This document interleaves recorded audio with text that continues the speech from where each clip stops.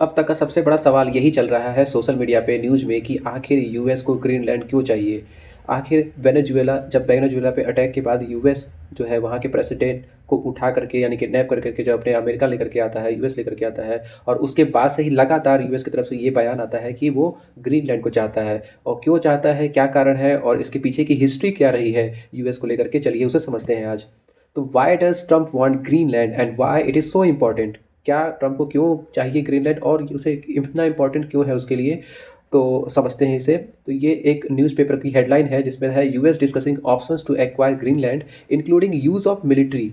ये White House से एक न्यूज़ है जिसमें ये चर्चा हो रही है कि यूएस को ग्रीनलैंड एक्वायर करना है और वहाँ पे मिलिट्री को यूज़ करना है, यानी कि यूएस की मिलिट्री वहाँ पे जाएगी और वहाँ पे ग्रीनलैंड पे अपना उसको यूज़ करेंगे। तो इसमें अब हम समझते हैं जियोग्राफिकली अगर हम बात करें ग्रीनलैंड और यूएस के बीच का जो गैप है, यहाँ पे है आपका यूएस और यहाँ पे है ग्रीनलैंड। तो ग्रीनलैंड और यूएस के बीच में कोई भी डायरेक्ट बॉर्डर शेयर नहीं होता है, उसके बाद भी यूएस को ग्रीनलैंड चाहिए। यूएस का बॉर्डर लगता है यहाँ पे कनाडा के साथ, और यूएस के जब नॉर्दर्न में पढ़ेंगे अगर हम, तो नॉर्दर्न में यहाँ पे है नुक जो कि राजधानी है ग्रीनलैंड की, ये है वाशिंगटन जो कि राजधानी है यूएस की। तो वाशिंगटन और नुक इन दोनों के बीच का जो गैप है लगभग 3200 से 3400 किलोमीटर का है, और ये कोई भी डायरेक्ट बॉर्डर शेयर नहीं करते हैं। उसके बावजूद भी यूएस जो है वो ग्रीनलैंड को चाहता है। कैसे वो एक्वायर करेगा ग्रीनलैंड को, और क्या ये स्ट्रेटेजी होगी कि उसके ग्रीनलैंड पर, कि वो कैसे ग्रीनलैंड पे कब्जा अपना करेगा और क्यों करेगा, उसकी क्या ज़रूरत है यूएस को ऐसा करने की, उसे हम समझेंगे। तो यहाँ पे जब कुछ रिसेंटली अभी हुआ कि वेनेजुएला के जो कैपिटल है कैराकस, वहाँ पे यूएस फोर्सेस जो डेल्टा फोर्सेस है वो गई वहाँ पे, और वहाँ के प्रेसिडेंट निकोलस मादुरो, उनको सैटरडे को किडनैप करके ले आया गया यूएस में। ये आपको पता होगा, ये न्यूज़ में चल रहा है। बट ऐसा उसने क्यों किया है और आगे वो उसकी क्या स्ट्रेटजी है यूएस की। तो स्पेशली जो बार बार ये बयान आ रहा था यूएस की तरफ से कि अब उसे ग्रीनलैंड को टेक ओवर करना है। तो वो ग्रीनलैंड को टेक ओवर क्यों करना चाहता है, जैसे ही उसने वेनेजुएला पे अटैक किया, वेनेजुएला के प्रेसिडेंट को आउटटेस्ट किया, उसके बाद से ही ग्रीनलैंड के बारे में उसका हर टाइम यही बयान आ रहा है कि उसे अब ग्रीनलैंड की तरफ बढ़ना है, उसे अब ग्रीनलैंड को कैप्चर करना है। तो ग्रीनलैंड जो है एक ऑटोनॉमस आर्कटिक टेरिटरी है जो कि डेनमार्क रूल करता है उस पर।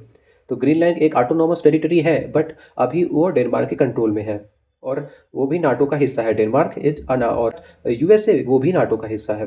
तो डेनिस का जो प्राइम मिनिस्टर है मेटे फ्रेडरिक्सन, उसने क्या बोला है, उसने बार बार बोला है कि जैसे ही यूएस की तरफ से ये बयान आया कि ग्रीनलैंड उसको चाहिए, तो उनकी तरफ से ये बयान आता है कि वो कभी भी यूएस का पार्ट नहीं बनना चाहता, यानी ग्रीनलैंड कभी यूएस का पार्ट नहीं बनेगा। यह बयान आता है डेनिस के प्राइम मिनिस्टर से, क्योंकि जो डेनिस है यानी कि जो डेनमार्क है वही कंट्रोल करता है ग्रीनलैंड को। तो उसकी सुरक्षा की जिम्मेदारी भी किसकी होगी, ग्रीनलैंड की सुरक्षा की जिम्मेदारी भी डेनिस की होगी, डेनमार्क की होगी। तो why is it so important, strategically क्या ज़रूरत है ग्रीनलैंड की। वहाँ अगर हम जियोग्राफिकली देखें, स्ट्रेटेजिकली देखें, तो वहाँ के जियो पॉलिटिकल पोजिशन वो इंपॉर्टेंट रखती है, जो कि हमारा ग्रीनलैंड सीटिंग करता है किसके, यूएस और यूरोप के बीच में, यानी कि यूएस और यूरोप के बीच में पड़ता है। यहाँ पे देख लें तो यूएस और यूरोप के बीच में, ये इधर वाला पूरा यूरोपियन कंट्री हो गई और ये हो गया यूएस, इसके बीच में यानी कनेक्टिंग लिंक है। तो ग्रीनलैंड जो है वो यूएस और पूरा यूरोपियन कंट्रीज यानी कि यूरोप के बीच की कड़ी है। तो ये जियोग्राफिकल पोजीशन से इंपॉर्टेंट। और सो इसको हम लोग जी आई यू के गैप बोलते हैं। जी आई यू के मतलब होता है ग्रीनलैंड आइसलैंड और यूके, इनके बीच का लिंक होता है जो कि आर्कटिक को अटलांटिक ओशन के साथ लिंक करेगा। यानी कि जो भी वहाँ पे मैरीटाइम पैसेज होंगे, यानी जो भी आपका जो भी जहाज़ होगा जो कि यूएस से यूरोप की तरफ और यूरोप से यूएस की तरफ, या अटलांटिक ओशियन में जो जाएगा, रशियन के जो शिप्स होंगे वो जाएंगे, वो इसी गैप से होकर गुजरते हैं। तो यहाँ पे जो है नाटो का, यूके का और यूएस का, तीनों का कंट्रोल होता है। यहाँ पे तीनों लोग मॉनिटर करते हैं जीआईयू के गैप में। तो उस तरीके से भी ये बहुत ज़्यादा इंपॉर्टेंट है। Where is Greenland and why does it matter to the Trump के लिए ग्रीनलैंड क्यों इंपॉर्टेंट है। लार्ज आइलैंड है, आर्कटिक ओशियन में लोकेटेड है लार्ज आइलैंड, और जहाँ पर टोटल 56,000 यानी कि 56,000 पीपल वहाँ पे रहते हैं। डेनिस कॉलोनी है, और ये डेनिस कॉलोनी ऑटोनॉमस टेरिटरी है डेनमार्क की। ये आप देख रहे होंगे, यहाँ पे है ग्रीनलैंड, ये है इसकी राजधानी जिसको नुक बोलते हैं। और क्यों यूएस के लिए चाहिए, तो यूएस ने 3 तरीके से बताया है कि हमें ये क्यों चाहिए। हालांकि ये जो चीज़ें हैं वो जियोग्राफिकली सिक्योरिटी पर्पस से बहुत इंपॉर्टेंट है यूएस के लिए। यूएस अपने फ्यूचर को सोच करके, वो अपने फ्यूचर के बारे में ऐसा सोच करके ही ग्रीनलैंड को अपने कब्जे में लेना चाहता है। तो पहला क्या है यहाँ पे, सिक्योरिटी है, सिक्योरिटी पर्पज से है, यानी कि उसकी अपने खुद के स्टेट को, अपने खुद के कंट्री को बचाने के लिए, उसकी नेशनल सिक्योरिटी के लिए यूएस चाहता है ग्रीनलैंड के लिए। क्योंकि देखिए स्ट्रेटेजिकली लोकेटेड है किसके बीच में, यूएस है, यूरोप है एंड रशिया है, इन तीनों के बीच में ये ग्रीनलैंड फंसा हुआ है। यानी कि आप इधर से देख लेंगे, इधर से रसिया है, इधर से आपका इधर पूरा यूरोपियन कंट्री हो गई, और ये हो गया हमारा यूएस से, यानी कि ये बीच में आ गया ग्रीनलैंड। तो ग्रीनलैंड एक कनेक्टिंग लिंक है जो कोई यूरोप को, यानी कि यूरोप में भी अब एशिया के जो सबसे बड़ा कंट्री रशिया है उसको अलग करता है हमारे यूनाइटेड स्टेट से, यानी कि यूनाइटेड स्टेट को और रशिया और ये यूरोप को सबको अलग करता है, यानी कि बीच में कनेक्टिंग लिंक का काम करता है। अब इसलिए एक सिक्योरिटी पर्पज से, यूएस के सिक्योरिटी पर्पज से ये इंपॉर्टेंट हो जाता है। नेचुरल रिसोर्सेज यहाँ पर हैं, रिच इन नेचुरल रिसोर्सेज, जैसे कि वहाँ पे ऑयल है, गैस है, रेयर अर्थ मेटल वहाँ पाए जाते हैं बहुत ज़्यादा अमाउंट में। तो इस तरीके से भी मिनरल्स की वजह से भी इम्पॉर्टेंट है, नेचुरल रिसोर्सेज की वजह से भी इम्पॉर्टेंट है। Shipping lane, as the climate crisis melt Arctic ice it could make northern shipping route more accessible throughout the year. यहाँ पे सबसे ज़्यादा फ्रेश वाटर है, जिसकी वजह से वो फ्यूचर में फ्रेश वाटर को यूटिलाइज कर सकते हैं, क्योंकि क्लाइमेट चेंज की वजह से फ्यूचर में चल करके क्लाइमेट जब चेंज होगा तो यहाँ के जो फ्रेश वाटर में जो आइस है, बर्फ़ के फॉर्म में जमे हुए हैं, वो क्या होंगे, मेल्ट होंगे, और मेल्ट होकर के पूरा समुद्र के अंदर पानी मिल जाएगा। तो यहाँ पे फ्यूचर में चल के शिपिंग जो है और भी अच्छी हो जाएगी। तो इस तरीके से ये भी इंपॉर्टेंट है, और फ्यूचर में चलकर यहाँ फ्रेश वाटर अमाउंट जो है फ्रेश वाटर का वो और ज़्यादा हो जाएगा, तो यहाँ पे फ्रेश वाटर भी मिलेगा फ्यूचर में। तो फ्यूचर के अगर नज़रिए से देखा जाए तो यहाँ पे बहुत ही इंपॉर्टेंट मिनरल्स और यहाँ पे बहुत इंपॉर्टेंट रिसोर्सेज हैं जिसको यूएस यूटिलाइज करना चाहता है। तो ग्रीनलैंड मोस्टली जो है वो 81% लगभग वहाँ का लैंड जो है वो आइस के अंडर में है, सब मतलब पूरी आइस है वहाँ पे।